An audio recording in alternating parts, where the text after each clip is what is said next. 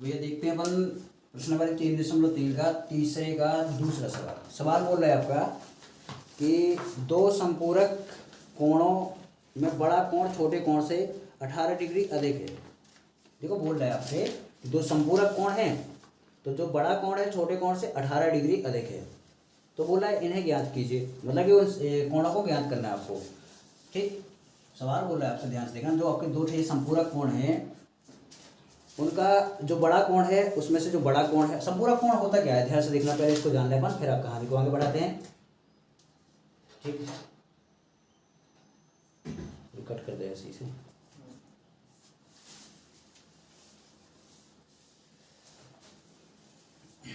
अच्छा, ये देखते हैं अपन संपूरक कोण क्या होते हैं। देखिए संपूरक कोण होते हैं, जैसे मान लीजिए ये पूरा का पूरा एक कितना डिग्री का है, ये पूरा 180 डिग्री, क्योंकि एक सीधी रेखा 180 डिग्री कोण बनाती है, ये 180 डिग्री हो गया। ये मान लीजिए आपका 60 का है और ये मान लीजिए 120 का है। इन दोनों को जोड़ेंगे कितना आएगा आपका, इन दोनों का योग करेंगे जब, तो निकलेगा आपका बराबर में कितना 180 डिग्री। मान लीजिए ये कोण है ए और ये कोण है कौन सा बी।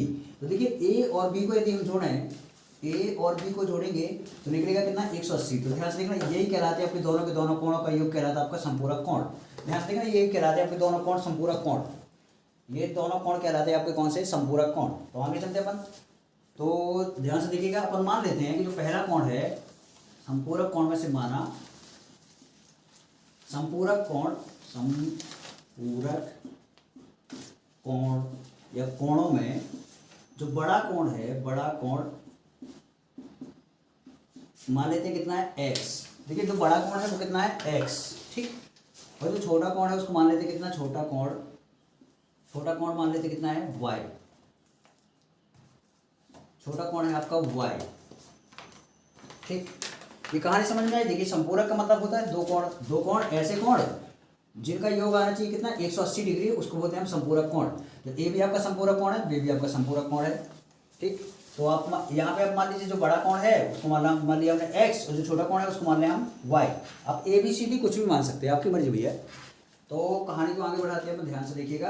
देखिए यहाँ पे आप उसी वाले जो अपने पिछले वाले क्वेश्चन में अपने पढ़ा कि कैसे अपन अज्ञात संख्या इक्वेशन समीकरण कैसे बनाते हैं। अब तो जाके पीछे वाले वीडियो को आप देख लीजिएगा।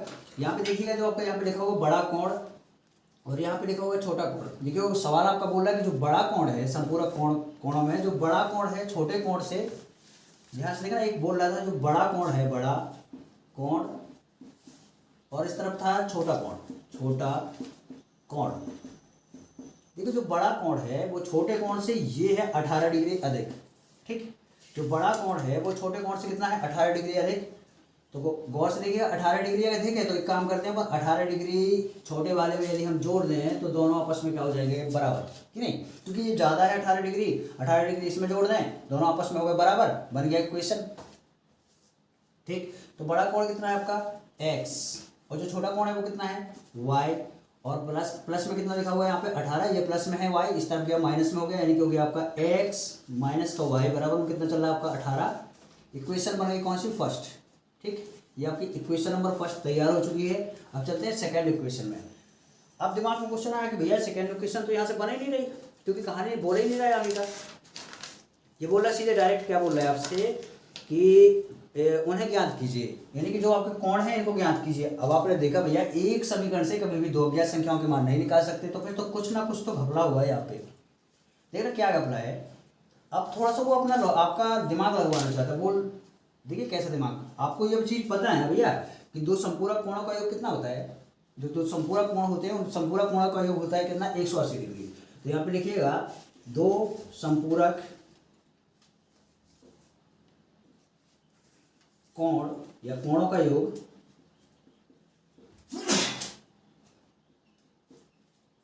दो संपूरक कोणों का योग होता है 180 डिग्री, होता है कि नहीं। तो अब यहाँ से बना लो आप इक्वेशन। तो पहला वाला जो आपका है कोण है वो है आपका x और जो दूसरा वाला कोण है वो कितना है आपका y। दोनों का योग करेंगे कितना निकलेगा 180 डिग्री। ये इसको दीजिएगा इक्वेशन नंबर सेकंड। चलिए अब आगे करते हैं हम, दोनों इक्वेशन आप पा चुके हैं। अब इसको थोड़ा सा आगे बढ़ाते हैं कहानी को। मेन कहानी यहीं तक थी, अब इसको अपन हल करके दिखाते हैं सिंगल की x का मान कितना है, y का मान कितना है। तो आप बताइए, आप इसको विलोपन से लगाएं कि प्रतिस्थापन से लगाएं। चलो प्रतिस्थापन से लगा के दिखा देते हैं यहाँ पे। तो x माइनस वाई बराबर में कितना है आपका 18, और दूसरा है आपका x प्लस वाई बराबर में है 180। ये वाला इक्वेशन था फर्स्ट, ये था इक्वेशन नंबर सेकंड। अब चालू करो इसको। अच्छा, इसका स्क्रीनशॉट ले लीजिए ताकि कहानी को आगे बढ़ाएं, हो सकता है यहाँ पे भर जाए, फिर से इसकी जरूरत पड़े। ठीक, चलो अभी इतना कर लेते हैं। ठीक, तो यहाँ से अपन उठाते हैं इक्वेशन नंबर फर्स्ट। अब दिमाग लगाइए, आपकी मर्जी जहाँ से आपको चालू करना हो। इक्वेशन नंबर फर्स्ट से उठाइए, सेकंड से उठाइए, जिसके लिए आपको उठाना हो। तो अपन इक्वेशन नंबर लेते हैं फर्स्ट, तो लेते हैं हम समीकरण एक लेने पर। तो आपने यहाँ से समीकरण एक लिया, यहाँ पे लिखा अपने x माइनस वाई बराबर में कितना है 18। तो आप यहाँ से x का मान निकाल लीजिए, और x का मान भैया निकाल इसलिए रहे हैं क्योंकि ध्यान से देखना, x का मान जैसे y के फॉर्म में निकालेंगे फिर यही x का मान उठा के इसमें रख देंगे, तो पूरे में यहाँ पे बचेगा केवल y, x गायब हो जाएगा और हम एक अज्ञात संख्या एक समीकरण से निकाल सकते हैं। तो गौर से देखिएगा, यहाँ से अपन ने निकाला x बराबर हो जाएगा आपका 18, और ये माइनस में है y, इस तरफ जाएगा क्या हो जाएगा प्लस में y, ये निकला आपका x का मान। अब क्या करिए, आप एक इक्वेशन से निकालें तो इसको उठा के रख दीजिए कहाँ, दूसरे में। ठीक, सॉरी दूसरे में, एक को लिए हैं, आप इसको रख दीजिए कहाँ, दूसरे वाले में। तो जैसे आपने दूसरे वाले में रखा तो क्या मिलेगा आपको, यहाँ पे लिखेंगे हम समीकरण 2 में x का मान रखने पर। ठीक, इसको इक्वेशन नंबर दे दो, कौन सा थर्ड रखो यहाँ पे मान।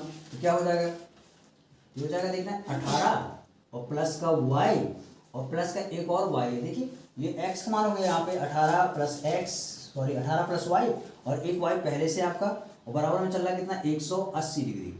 अब और आगे बढ़ाते हैं कहानी को, y कितना हो गया आपका 2y, यानी कि हो गया आपका 18 प्लस का 2y बराबर में है 180। अब इसको आप रिवर्स कर दीजिए इस तरफ, तो हो जाएगा आपका 2y बराबर 180 और माइनस का हो जाएगा कितना 18। 180 में से 18 घटा दीजिए तो कितना निकलेगा, देखिए 10 में से 8 में बची कितनी 2 और 6 यहाँ पे बचेगी और बचेगा 162 और ये 2y हो गया। ठीक, तो भैया आप इसका स्क्रीनशॉट ले लीजिए, फिर कहानी को थोड़ा सा आगे बढ़ाते हैं। ठीक भैया, तो अपन यहाँ से इसको हटा लेते हैं, इतना हटा लेते हैं, यहाँ पे लगा के दिखाते हैं आपको। तो कितना हो जाएगा ये y बराबर, देखिए 2y बराबर कितना है आपका 62। तो यहाँ पे चलो यहीं से करते, चलो y बराबर है आपका कितना, 2y बराबर 162। तो y बराबर निकलेगा आपका 162, ये गुणा में इस तरफ जाएगा डिवाइड में हो जाएगा, ये हो गया डिवाइड में, इससे इसमें भाग लगा दीजिए तो ये हो जाएगा आपका y बराबर 2 8 16 8 बार गया और 2 एकम 2 यानी कि 81 आ गया। पहला जो y है वो आपका निकला कितना 81। चलिए अब दूसरे का मान निकालते हैं। जो आपने ये y का मान निकाला ना, जो y का मान उठा के रख दीजिए यहाँ, क्योंकि ये क्वेश्चन देखिए बना बनाया है इसलिए इसको क्वेश्चन, सॉरी यहाँ पे देखिए x का मान निकाला बहुत ही आसान है, इसलिए अब इस बारे में रख लीजिए। अरे हम बोलते हैं भैया आप इसमें रख दो, इसमें रख दो, इसमें रख दो, किसी में भी उठा के रख दो y का मान जिसमें x हो, ताकि अपन x का मान निकाल सकें। तो समीकरण 3 में रख लेते हैं, यहाँ पे लिखेंगे समीकरण 3 में y का मान रखने पर।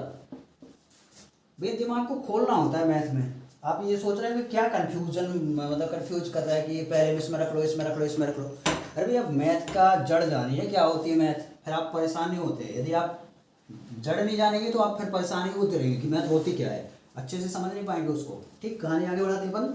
ये वाला मान हमने यहाँ पे जैसे उठा के रखा, ये हो जाएगा आपका देखिए x बराबर कितना हो जाएगा, x बराबर देखिए 18 और 81 यहाँ पे रख देंगे हम उठा के y की जगह, क्योंकि y का मान निकला कितना 81, हमने रख दिया यहाँ पे 81, दोनों को जोड़ेंगे तो ये x बराबर निकला आपका 99, यानी कि x का मान निकला आपका कितना, बताइए 99।